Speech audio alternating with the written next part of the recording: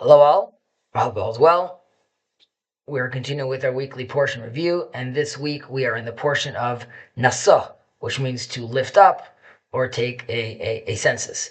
And this portion really covers many topics. It covers the roles of the Levites and the sotah, which means the unfaithful wife, the ritual that involves her drinking from that holy water. There's the priestly blessing. There's the Nazarite, the Nazir.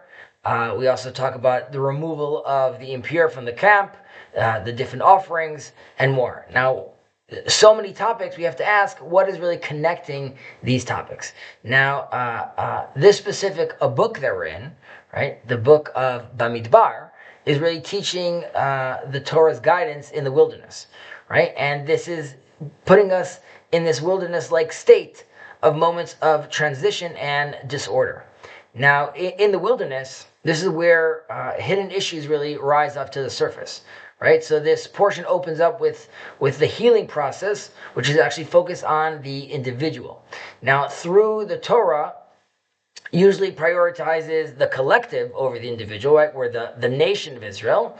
When hardship, though, when we're dealing with that, when it arises, it really starts with the individual, with the person, because unresolved individuals can't really truly engage with the whole, with the community, right? They're still thinking about themselves. They know that they're not complete, so they can't join the whole collective.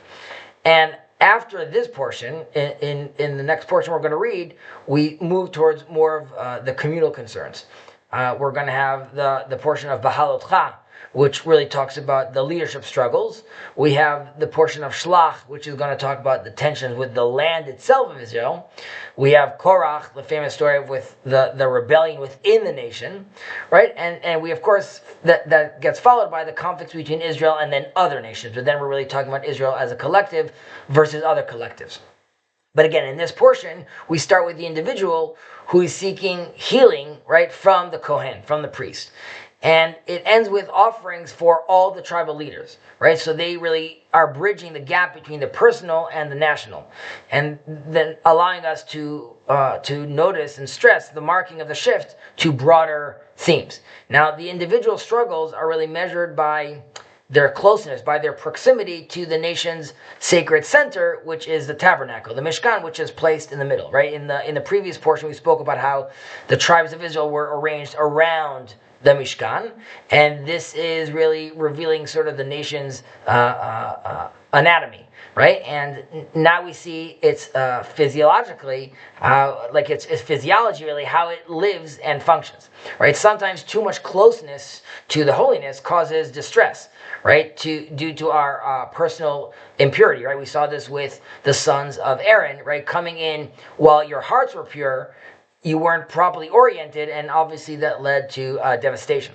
Now, the Torah really instructs distancing from the camp all these individuals that are impure, to let them rebuild without overwhelming demands, ultimately. So it begins with commanding the Israelites to send out, right, all the camp, the leper, and anyone with an unholy discharge, or anyone that was defiled by the dead, ultimately. And the Metzorah, the leper, right? This is someone that is afflicted for moral failings, right? Like we said about evil speech, Lashon Hara. So he has to leave all through camps to rediscover and purify himself. The Zav, right? The one that has this impure discharge, right? This is really a physical weakness. He has to leave the Levite camp, right? Because that really demands like an intellectual clarity. The Tameh Met, the one that's defiled by the dead, right? So here there's nothing morally or intellectually that he did wrong, but he's still barred from the Shekhinah camp, because the camp where the Shekhinah is the realm of eternity, right? Not the realm of death. It contradicts the whole idea of eternity. And so we see up until this point, the Torah has dealt with problems caused by closeness to holiness.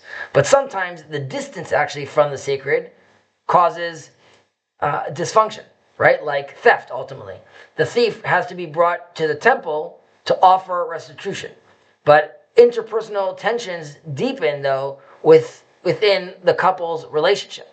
And we see that the need to have peace inside the house really depends on the knowing of the Shekhinah that dwells between them, ultimately.